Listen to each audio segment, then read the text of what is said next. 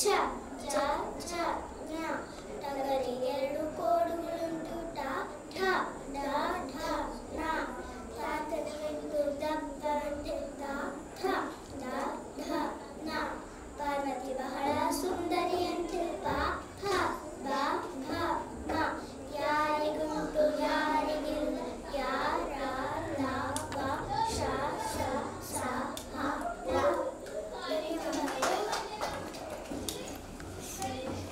ಎಲ್ಲರಿಗೂ ನಮಸ್ಕಾರ. ನನ್ನ ಹೆಸರು ಬರ್ತಿದ್ದೆ. ನಾನು 1ನೇ ತರಗತಿ ಓದುತ್ತಾ ಇದ್ದೀನಿ. ನಾವು ಇವಾಗ ಗುಣಿತಾಕ್ಷರ ಪದ ಹೇಳ್ತೀವಿ. ಕಥೆ ಬಿಟ್ಟು ಕನ್ನಡಿಲೆ ಛತ್ರಿಗಟ್ಟು ಚ ಚಮಚ ಟಾಸರಿಗಟ್ಟು ಟಗರು ಮತ್ತೆ ಕುಟುಂಬ ಮನೆ ಟಾಸರಿಗಟ್ಟು ಡಮರು ಟಾಸರಿಗಟ್ಟು ನಾಯಿ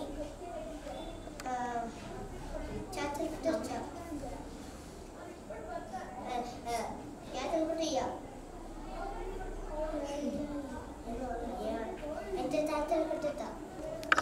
ತಲೆ ಗಾಗುಸಂಗಿ ಗಿಣಿ. ಎಲ್ಲರಿಗೂ ಧನ್ಯವಾದಗಳು. ಎಲ್ಲರಿಗೂ ನಮಸ್ಕಾರ. ನನ್ನ ಹೆಸರು ಶಂಕರ. ನಾನು 3ನೇ ತರಗತಿಯಲ್ಲಿ ಓದ್ತೀನಿ. ಎಲ್ಲರಿಗೂ ಕಥೆ ಅಂದರೆ ಇಷ್ಟ. ಸಣ್ಣ ಕಥೆ, ದೊಡ್ಡ ಕಥೆ, ಐತಿಹಾಸಿಕ ಕಥೆ, ಪ್ರವಾಸ ಕಥೆ, ಎಷ್ಟೊಂದು ವಿಧ ಇದೆ. ನಾನಿವತ್ತು ಒಂದು ಕುತೂಹಲಕಾರಿಯ ಕಥೆ ಹೇಳ್ತೀನಿ. ಕಥೆ ಹೆಸರು ಭಗೀರಥ. ಭಗೀರಥ ಅಂತ ಒಬ್ಬ ರಾಜ ಇರ್ತಾರೆ. ಅವ್ರು 40 ಸಾವಿರ ತಾಸಂದ್ರು ಕಪಿಲ ಮಹರ್ಷಿಗಳ ಕೋಪದಿಂದ ಭಸ್ಮಾಗಿರ್ತಾರೆ. ಅವನು ಒಬ್ಬರು ಮನುಷ್ಯ ಅಂತ ಕೇಳ್ತಾರೆ, ಸ್ವರ್ಗಕ್ಕೆ ಹೇಗೆ ಕಳಿಸ್ತಾರೆ. ಅದಕ್ಕೆ ಅವ್ರು ಹೇಳ್ತಾರೆ, ನೀನು ದೇವಲೋಕದ ಗಮನ ತಂದು ಅವ್ರನ್ನ ಕಳಿಸಿದ್ರೆ ಅವ್ರಿಗೆ ಸ್ವರ್ಗ ಲಭಿಸುತ್ತೆ. ಭಗೀರಥ ಚಿಂತೆ ಮಾಡಿಕೊಂಡು ತಪ್ಪಿಸಕ್ಕೆ ಬಿಟ್ಕೊಳ್ತಾನೆ.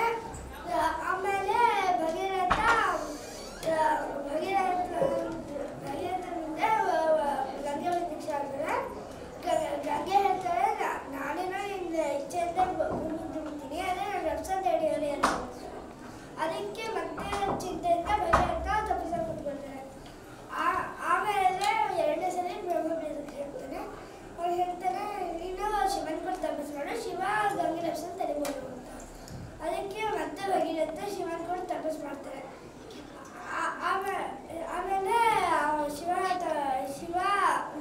ಪ್ರತ್ಯಕ್ಷ ನಾನು ಗಂಗೆ ದರ್ಶನ ತರ್ತೀನಿ, ಅಂದರೆ ಗಂಗೆನ ಭೂಮಿಗೆ ಇಡ್ತಾರೆ, ಅವ್ರು ನೀರ ಹಿಂಬಾಲಿಸ್ತಾರೆ ಅಂತ. ಆಯಿತು ಅಂತ ಒಪ್ಕೋತಾರೆ ಭಗೀರಥ. ತಕ್ಷಣ ಗಂಗೆ ಭೂಮಿಗೆ ದುಡಿತಾರೆ. ಆಗ ಶಿವ ಬಂದ್ಬಿಟ್ಟು ಜೊತೆಲಿ ಗಂಗೆ ದರ್ಶನ ತಡೀತಾರೆ. ಆಮೇಲೆ ಭೂಮಿಗೆ ಬಿಡ್ತಾನೆ. ಆಗ ಗಂಗೆ ಅವನನ್ನ ಹಿಂಬಾಲಿಸಕ್ಕೆ ಶುರು ಮಾಡ್ತಾರೆ. ಆಮೇಲೆ ಅವನನ್ನು ಹಿಂಬಾಲಿಸ್ತಿರುವಾಗ ಜಹ್ರು ಮಹರ್ಷಿಗಳು ಆಶ್ರಮಕ್ಕೆ ಜಹ್ರು ಮಹರ್ಷಿಗಳು ಕೋಪ ಮಾಡಿಕೊಂಡು ಒಂದೇ ಗಿಡದಲ್ಲಿ ಗಂಗೆನ ಕುಡಿದ್ಬಿಡ್ತಾರೆ. ಆಮೇಲೆ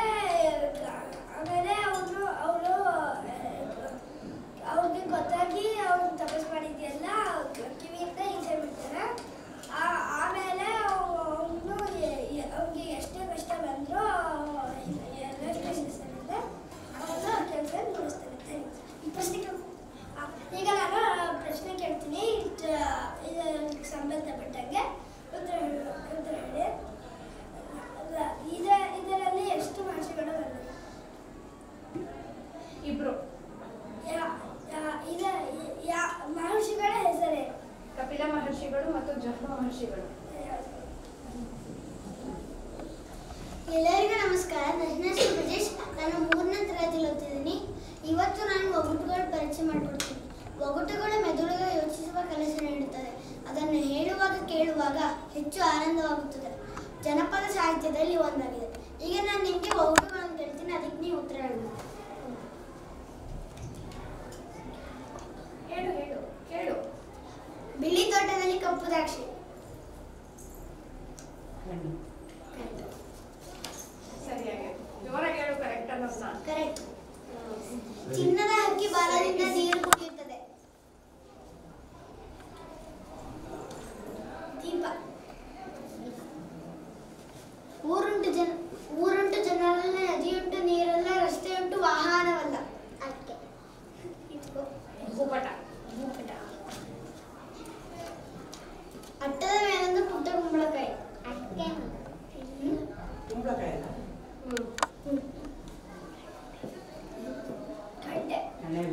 ಘಂಟೆ. ಉದ್ದಾನೆ ಮರದಲ್ಲಿ ಕೆಂಪು ಮನುಷ್ಯರು. ಅಡಿಕೆ ಮರ.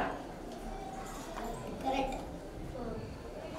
ಸಿಂಹವಿದ್ದರೂ ಅರಣ್ಯವಲ್ಲ.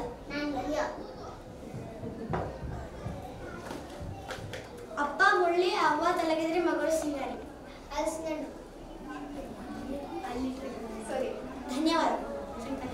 ಈಗ ನಾನು ಪದಗಳ ಅರ್ಥ ಇತಿಹಾಸ ಹೋಗ್ತೀನಿ. ಅದಕ್ಕೆ ವಿಶೇಷ ಅರಳು. ಅರಳು ಅಂದ್ರೆ ಮೊಗ್ಗರಳದು. ಹರಳು ಅಂದ್ರೆ ಉಂಗುರದ ಮಧ್ಯ ಇರುತ್ತಲ್ಲ ಅದು. ಆರು ಅಂದ್ರೆ ಸಂಖ್ಯೆ 6. ಹಾರು ಅಂದ್ರೆ ಪಕ್ಷಿಗಳ ಹಾರು. ಅಂಚು ಅಂದ್ರೆ ಮೂಲೆ. ಹಂಚು ಅಂದ್ರೆ ಏನಾದ್ರೂ ಹಂಚೋದು. ಅಕ್ಕಿ ಅಂದ್ರೆ ಬೇಯಿಸ್ಬಿಟ್ಟು ತಿನ್ನೋ ಅಕ್ಕಿ. ಹಕ್ಕಿ ಅಂದ್ರೆ ಪಕ್ಷಿ. ಆಡು ಅಂದ್ರೆ ಮನೆ ಕೆಲ್ಸಕ್ಕೆ ಇಟ್ಕೊಂಡಿರೋ ಆಡು. ಹಾಡು ಅಂದ್ರೆ ಏನಾದ್ರೂ ಹಾಳಾಗ್ಬಿಡುದು. ಧನ್ಯವಾದಗಳು. ಎಲ್ಲರಿಗೂ ನಮಸ್ಕಾರ. ನನ್ನ ಹೆಸರು ಅವನೀಶ್. ನಾನು 4ನೇ ತರಗತಿಯಲ್ಲಿ ಓದ್ತಾ ಇದ್ದೀನಿ.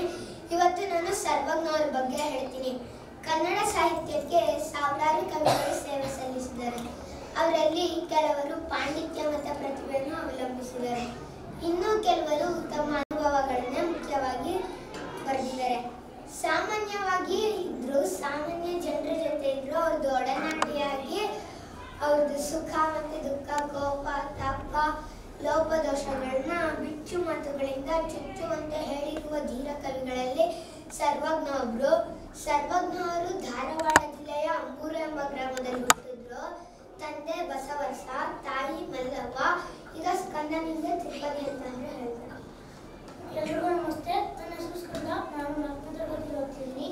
ಇವತ್ತು ನಾನು ನಿಮಗೆ ತಿರುಪತಿ ಅಂದ್ರೆ ಏನು ಅಂತ ಹೇಳ್ಕೊಡ್ತೀನಿ. ಸರ್ವಜ್ಞ ನನ್ನ ತಿರುಪತಿ ಬ್ರಹ್ಮ ಅಂತ ಕರೀತಾರೆ. ತಿರುಪತಿ ಅಂದರೆ 3 ಸಾಲು. ಸರ್ವಜ್ಞ 1000ಕ್ಕೂ ಹೆಚ್ಚು ತಿರುಪತಿಗಳನ್ನ ರಚನೆ ಮಾಡಿದ್ದಾರೆ.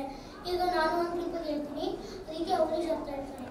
ಸರ್ವಜ್ಞನೆಂಬುವನು ಗರ್ವದಿಂದ ಆದವನೇ, ಸರ್ವರೊಳಗೊಂದೊಂದು ನುಡಿಗಳಿತು, ವಿದ್ಯೆಯ ಪರ್ವತವೇ ಆದ ಸರ್ವಜ್ಞ. ನಾನು ತಿಳ್ಕೊಂಡಿರೋ ಪ್ರಕಾರ ನಾನು ಎಂಬ ಅಹಂಕಾರದಿಂದ ಯಾವ ಪಾಂಡಿತ್ಯ ಬರಲ್ಲ. ಎಲ್ಲರಿಂದಲೂ ಕಲಿಯೋ ತಾಳ್ಮೆ ಮತ್ತು ವಿನಯ ಯಾರಲ್ಲಿದೆಯೋ ಅವನೇ ಮುಂದೆ ದೊಡ್ಡ ವ್ಯಕ್ತಿಯಾಗಿ ಬೆಳಿತಾನೆ. ಈಗ ನಾನು ಒಂದು ತಿರುಪತಿ ಹೇಳ್ತೀನಿ, ಅದಕ್ಕೆ ಸ್ಕಂದ ಅರ್ಥ ಹೇಳ್ತಾನೆ. ಗುರುಗಳಿಗೆ ಹಿರಿಯರಿಗೆ ಶಿರವಾಗಿ ಎರಗಿದರೆ, ನರಸುರರು ಒಲಿದು ಸಿರಿಸಿರಿದು, ಕೈಲಾಸ ಕರತಲ ಮಲಕ ಸರ್ವಜ್ಞ. ಈ ತಿರುಪತಿನ ನಾನು ತಿಳ್ಕೊಂಡಿರೋದು ಅಂದ್ರೆ ಗುರುಗಳಿಗೆ ಮತ್ತು ಹಿರಿಯರಿಗೆ ತಲೆವಾಗಿ ನಮಸ್ಕಾರ, ಗೌರವ ಕೊಡಬೇಕು. ಈ ಬುಕ್ಗಳಿಂದ ಸರ್ವಜ್ಞ ಅವ್ರ ಬಗ್ಗೆ ತಿಳ್ಕೊಂಡ್ವಿ ಮತ್ತೆ ಅವ್ರ ವಚನನೂ ಕಲ್ತ್ಕೊಂಡ್ವಿ. ಇಲ್ಲಿ ಪದ ಬಿಡಿಸಿ ಬರೆಯೋದಿದೆ, ಇಲ್ಲಿ ಪದ ಕೂಡ್ಸೋದಿದೆ. ಈಗ ಸ್ಕಂದ ಪದ ಬಿಡಿಸಿ ಬರೆಯೋದ್ರಲ್ಲಿ ಉದಾಹರಣೆಗಳು ಕೊಡ್ತಾರೆ. ಮೊದಲನೇದಾಗಿ ಪದ ಬಿಡಿಸಿ ಬರೆಯೋದು. ರಸ್ತೆ ಪ್ಲಸ್ ಅಲ್ಲಿ, ಈ ಥರ ನಾವು ಪದಗಳನ್ನು ಬಿಡಿಸಿ ಬಿಡ್ತೀವಿ. ಅದೇ ಥರ ಉದಾಹರಣೆಗಳು. ಆಡಿಸು, ಆಡು ಪ್ಲಸ್ ಇಸು. ಕರುಣೆಯಿಂದ, ಕರುಣೆ ಪ್ಲಸ್ ಇಂದ. ಈಗ ನಾನು ಪದ ಕೂಡ್ಸಿ ಬರೆಯೋದು ಉದಾಹರಣೆ ಕೊಡ್ತೀನಿ. ಕಿಟಕಿ ಪ್ಲಸ್ ಇಂದ, ಕಿಟಕಿಯಿಂದ. 5 + 6 5 ಬಟ್ಟೆ ಪ್ಲಸ್ ಅನ್ನು, ಬಟ್ಟೆಯನ್ನು. ಧನ್ಯವಾದಗಳು. ಎಲ್ಲರಿಗೂ ನಮಸ್ಕಾರ. ನನ್ನ ಹೆಸರು ಕೇಶಿಕಾ. ನಾನು 4ನೇ ತರಗತಿಯಲ್ಲಿ ಓದ್ತಾ ಇದ್ದೀನಿ. ಇವತ್ತು ನಾನು ಪತ್ರಲೇಖನದ ಅನುಭವನ ಹಂಚ್ಕೊತಾ ಇದ್ದೀನಿ. ಮೊದಲಿಗೆ ಪತ್ರಲೇಖನದ ಮಾಹಿತಿ ಕೊಡ್ತೀನಿ. ಇವಾಗೆಲ್ಲ ನಾವು ನಮ್ಮ ಫೋನ್ಗಳ ಮುಖಾಂತರ ವಿಷಯಗಳನ್ನ ಹಂಚ್ಕೋತಾ ಇದ್ದೀವಿ. ಆದರೆ ಬಹಳ ವರ್ಷಗಳ ಹಿಂದೆ ಯಾವುದಾದ್ರೂ ಒಂದು ವಿಷಯ ಹಂಚ್ಕೋಬೇಕಂದ್ರೆ ಪತ್ರಗಳ ಮುಖಾಂತರ ಕೆಲಸ ನಡೀತಿತ್ತು. ಎಲ್ಲರಿಗೂ ಗೊತ್ತಿರೋ ಹಾಗೆ ಪತ್ರಲೇಖನದಲ್ಲಿ 2 ವಿಧಾನ ಕಾಣ್ಬೋದು. ಮೊದಲನೇದು ಪತ್ರ, ಎರಡನೇದು ವ್ಯಾವಹಾರಿಕ ಪತ್ರ. ದಸರಾ ರಜದಲ್ಲಿ ನಾನು ಏನೇನು ಮಾಡಿದೆ ಅಂತ ಪುಸ್ತಕದಲ್ಲಿ ಬರೆದು ಇಂಗ್ಲೆಂಡ್ ಲೆಟರ್ನಲ್ಲಿ ದಸರಾ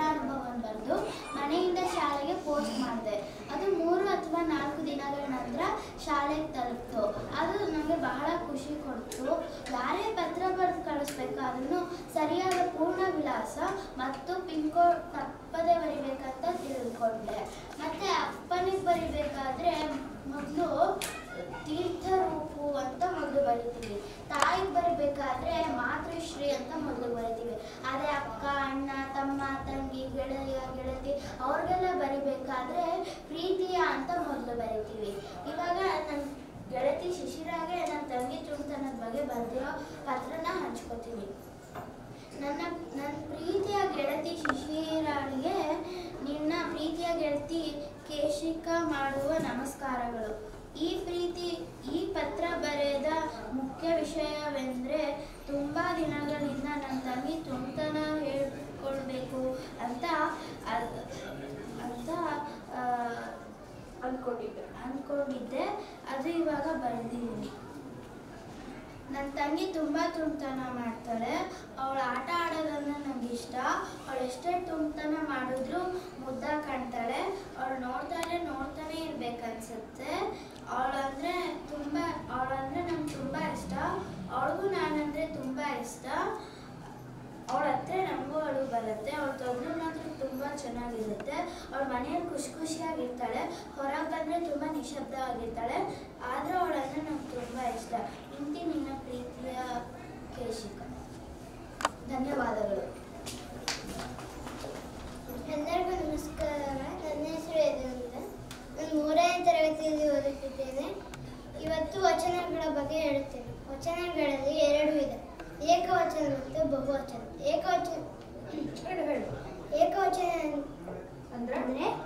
ಏಕವಚನ ಅಂದರೆ ಒಂದು, ಬಹುವಚನ ಅಂದರೆ ಒಂದಕ್ಕಿಂತ ಹೆಚ್ಚು. ಇವಾಗ ಉದಾಹರಣೆಗಳು: ಕಲ್ಲುಗಳು, ಎಲೆಗಳು, ಹೂಗಳು, ಕಿರೀಟಗಳು, ದೋಣಿಗಳು, ಬಟ್ಟಲುಗಳು, ಬಾತುಕೋಳಿ. ಧನ್ಯವಾದ. ಎಲ್ಲರಿಗೂ ನಮಸ್ಕಾರ. ನನ್ನ ಹೆಸರು ರಾಹುಲ್. ನಾನು 4ನೇ ತರಗತಿ ಓದ್ತಿದ್ದೀನಿ. ಇವತ್ತು ಚಿತ್ರಕಥೆ ಅಂದರೆ ಏನು ಅಂತ ಹೇಳ್ತೀನಿ. ಚಿತ್ರಕಥೆ ಅಂದರೆ ಚಿತ್ರ ನೋಡಿ ಕತೆ ರಚಿಸೋದು. ಆ ಥರ ಸುಂದರಬನ ಮತ್ತು ಚಿತ್ರಕಥಾ ಪಠದಲ್ಲಿ ನೋಡಿದ್ದೀನಿ. ಅದೇ ಥರ ನಾನೊಂದು ಕತೆ ಹೇಳ್ತೀನಿ. ನಾನು ಹೇಳೋ ಕತೆ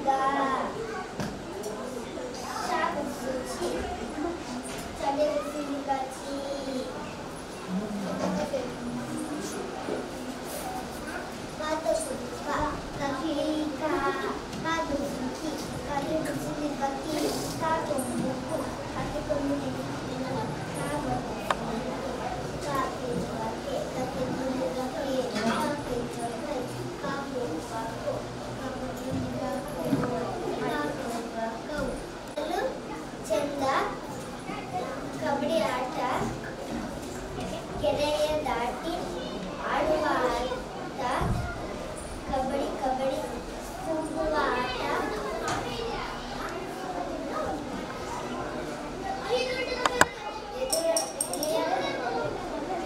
ತಾಗಿ ಬರುವ ಆಟ. ಎಲ್ಲರಿಗೂ ನಮಸ್ಕಾರ.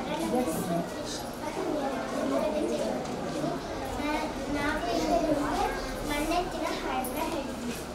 ಅಣ್ಣನು ಮಾಡಿದ ಮಣ್ಣೆತ್ತು, ಆಡಲು ತರುವೆನು ಜೋಡೆತ್ತು, ಬಾರೋ ಬಾರೋ ರಂಗಣ್ಣ, ಬರುವನು ನೆರೆಮನೆ ನಿಂಗಣ್ಣ, ಕೋಡಿಗೆ ಬಣ್ಣ ಹಚ್ಚೋಣ, ಕೊರಳಿಗೆ ಗೆಜ್ಜೆ ಕಟ್ಟೋಣ, ಬೆನ್ನಿಗೆ ಚೂರ ಹೊದಿಸೋಣ, ಈಗಲೇ ಬಂಡಿ ಊದೋಣ, ಇಂಗನ ಹತ್ತಿರ ಹಣ್ಣೆತ್ತು, ಸೋಮನ ಬಳಿಗೆ ಕೆಂದೆತ್ತು, ತರುವನು ಸಿದ್ಧ ಬಿಳಿಯೆತ್ತು, ಉಳಿಗುದು ಮನೆಯಲ್ಲಿ ಗುಂಡೆತ್ತು, ಜಿಗಿಯುತ್ತ ಜಿಗಿಸುತ್ತ ಮಣ್ಣೆತ್ತು, ಆಡುವ ಬನ್ನಿ ಹೊತ್ತು, ಬರುವುದು ಒಮ್ಮೆ ವರುಷದಲ್ಲಿ, ನಡಿ ನಡಿಯೋಣ ಹರುಷದಲ್ಲಿ, ನಡಿ ನಡಿ ನಡಿ ನಡಿ ಹೋಗೋಣ, ಆಟದ ಅಂಗಳ ಸೇರೋಣ, ಮನದಣಿ ಮಾಡಿ ನಡಿಯೋಣ, ಕೈ ಕೈ ಎಳೆದು ಕುಣಿಯೋಣ. 10 ಕ್ಲಾಸ್ಗಳು ಬಂದಿದೆ. ಮಣ್ಣೆತ್ತು ಜೋಡೆತ್ತು, ರಂಗಣ್ಣ ಲಿಂಗಣ್ಣ, ಹಚ್ಚೋಣ ಕಟ್ಟೋಣ, ಹಚ್ಚೋಣ ಕಟ್ಟೋಣ, ಹೊದಿಸೋಣ ಹೂಡೋಣ, ಹಣ್ಣೆತ್ತು ಗೆದ್ದೆತ್ತು, ಬಿಳಿಯೆತ್ತು ಕುಂಡೆತ್ತು, ಕೆನ್ನೆತ್ತು ಮಣ್ಣೆತ್ತು, ವರುಷದಲ್ಲಿ ಹರುಷದಲ್ಲಿ, ಹೋಗೋಣ ಸೇರೋಣ, ನಲಿಯೋಣ ಕುಡಿಯೋಣ. ಧನ್ಯವಾದಗಳು. ಎಲ್ಲರಿಗೂ ನಮಸ್ಕಾರ. ನನ್ನ ಹೆಸರು ನಾನು 2ನೇ ತರಗತಿ ಬರ್ತಾ ಇದ್ದೀನಿ. ನಾನೀಗ ಒತ್ತಕ್ಷರದ ಬಗ್ಗೆ ಹಂಚ್ಕೊತೀನಿ. ಒತ್ತಕ್ಷರದಲ್ಲಿ 2 ವಿಧ: ಸಜಾತಿ ಒತ್ತಕ್ಷರ, ವಿಜಾತಿ ಒತ್ತಕ್ಷರ. ಸಜಾತಿ ಒತ್ತಕ್ಷರ ಅಂದರೆ ಒಂದು ಅಕ್ಷರಕ್ಕೆ ಅದೇ ಜಾತಿಯ ಒತ್ತು ಕೊಡುತ್ತೆ. ಸಜಾತಿ ಒತ್ತಕ್ಷರ ಅಂತ ಕರಿತೀವಿ. ಉದಾಹರಣೆಗೆ ಗಾಗೆ ಗಾವತ್ತು, ಡಾಗೆ ಟಾವತ್ತು, ಇಳಾಗೆ ಇಳಾವತ್ತು. ಇದನ್ನು ಒತ್ತಕ್ಷರ ಪದಗಳನ್ನ ಹೇಳ್ತೀನಿ.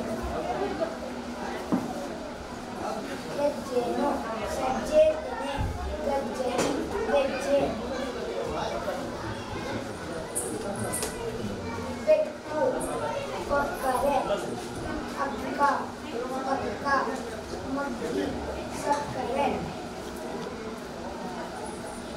ಅಜ್ಜಿಗೆ ಕಜ್ಜಾಯದ ಆಸೆ, ಅಜ್ಜನಿಗೆ ಬೆಣ್ಣೆ ದೋಸೆ, ಚಿನ್ನರು ಚಿನ್ನಿ ದಾಳು ಆಡಿದರು, ಅಣ್ಣನು ಇನ್ನನು. ಧನ್ಯವಾದಗಳು. ಎಲ್ಲರಿಗೂ ನಮಸ್ಕಾರ. ನನ್ನ ಹೆಸರು ನಾನು 2ನೇ ತರಗತಿ ಓದ್ತೀನಿ. ನಾನೀಗ ವಿಜಾತಿ ಒತ್ತಕ್ಷರ. ವಿಜಾತಿ ಒತ್ತಕ್ಷರ ಅಂದರೆ ಒಂದು ಅಕ್ಷರಕ್ಕೆ ಬೇರೆ ಜಾತಿ ಒತ್ತು ಕೊಡೋದನ್ನ ವಿಜಾತಿ ಒತ್ತಕ್ಷರ ಅಂತ ಹೇಳ್ತೀವಿ. ಉದಾಹರಣೆಗೆ ತಾಗೆ ರಾವತ್ತು, ಸಂಖ್ಯೆ ಕಾಗೆ ಯಾವತ್ತು, ಲಕ್ಷ ಕಾಗೆ ಶಾವತ್ತು. ಇವಾಗ ನಾನು ಒತ್ತಕ್ಷರದ ಪದಗಳು: ಚಕ್ರ, ಕರ್ತನೆ ಕಾಗೆ, ಕುರ್ಚಿ, ಪರ್ವತ. ಸೂರ್ಯ ಪೂರ್ವದಲ್ಲಿ ಉದಯಿಸುತ್ತಾನೆ, ರಾತ್ರಿಯಲ್ಲಿ ಚಂದ್ರ ಮತ್ತು ನಕ್ಷತ್ರಗಳು ಕಾಣಿಸುತ್ತವೆ, ಹುಲಿ ಗರ್ಜನೆ ಮಾಡುತ್ತದೆ.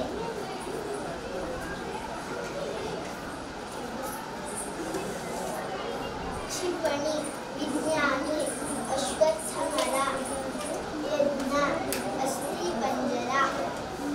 ಧನ್ಯವಾದ. ಈಗ ನಾವು ಈ ಚಕ್ರನ ತಿರುಗಿಸ್ತೀವಿ. ಇಲ್ಲಿ ಯಾವ ಪದ ಬಂದು ಇದು ಸಜಾತಿ ಪದನ ವಿಜಾತಿ ಪದನ ಅಂತ ನೀವು ಹೇಳ್ಬೋದು. ನಿಮ್ಮ ಕಡೆನೇ ತಿರ್ಸ್ಕೊಂಡ್ರೆ ನಮಗೆ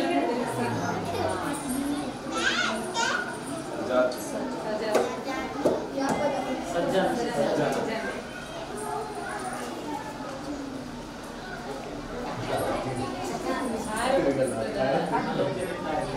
ಬೇರೆ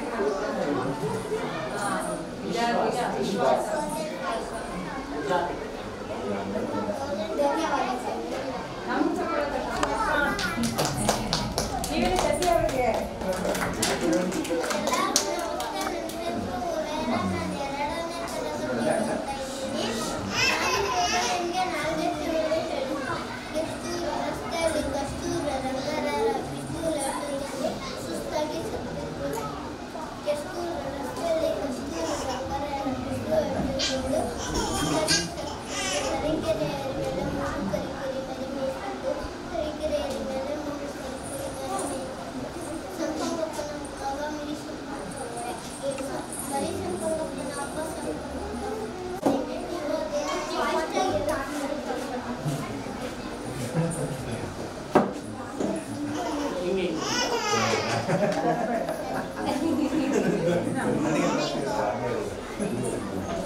ಅಶ್ವತ್ಥ ತರಳಿ ಮರ ತಲೆಯೂರಿನಲ್ಲಿ ರೈಲು ಲಾರಿ ಆಗುತ್ತೆ. ಅಶ್ವತ್ಥ ತರಳಿ ಮರ ತಲೆಯೂರಿನಲ್ಲಿ ಎರಡೆಲೆ ಅಶ್ವತ್ಥ ತರಳಿ ಮರ ತಲೆಯೂರಿನಲ್ಲಿ ನೀ ಹೇಳ್ಕೊಡ ಅಶ್ವತ್ಥರಲ್ಲಿ ಮರ ತಳಿಯರಡರಲ್ಲ ಆಯಿತು. ಅಶ್ವತ್ಥರಲ್ಲಿ ಮರ ತಳಿಯರಡರಲ್ಲ ಆಯಿತು. ತರಳಿ ಮರ ತಳಿ ಹೊಡೆದರೆ ತಳಿ ಹೊಡೆಯಾಯಿತು. ಅಶ್ವತ್ಥ ತರಳಿ ಮರ ತಳಿ ಹೊಡೆದೆರಡು ನೆಲೆಯಾಯಿತು. ರೈಲು ಗಾಡಿ ಮತ್ತು ಗಾಡಿ ರೈಲು ರೈಲು ಗಾಡಿ ಗಾಡಿ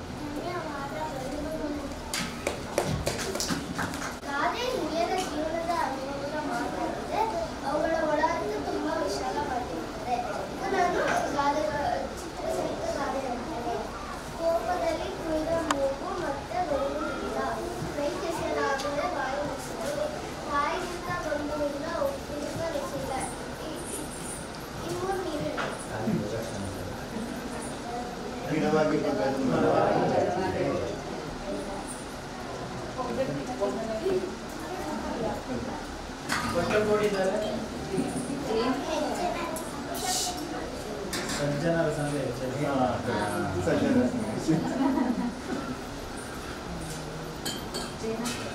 ಅಷ್ಟು ಕಪ್ಪು ಆದರೆ ಧನ್ಯವಾದಗಳು. ಈಗ ನಾನು ಮತ್ತೆ ವೈಷ್ಣವಿ ಒಂದು ಪದ್ಯ ಮನೆಗೆ ಮೀಸಣಿಗೆ ಆದಾಗ ಕೂಸು ಕಂದಯ್ಯ ಒಳ ಹೊರಗ ಕೂಸು ಕಂದಯ್ಯ ಒಳ ಹೊರಗ ಆಡಿದರ ಮೀಸಣಿಗೆ ಗಾಳಿ ಸುರಿದಾಗ ಆಡಿ ಬಾನನ ಕಂದ ಅಂಗಾಲ ತೊಳೆದೆ ನಾ ತೆಂಗಿನ ಕಾಯಿ ತೆಂಗಿನ ಕಾಯಿ ತಿಳಿ ನೀರ ತಕ್ಕೊಂಡು ಬಂಗಾರ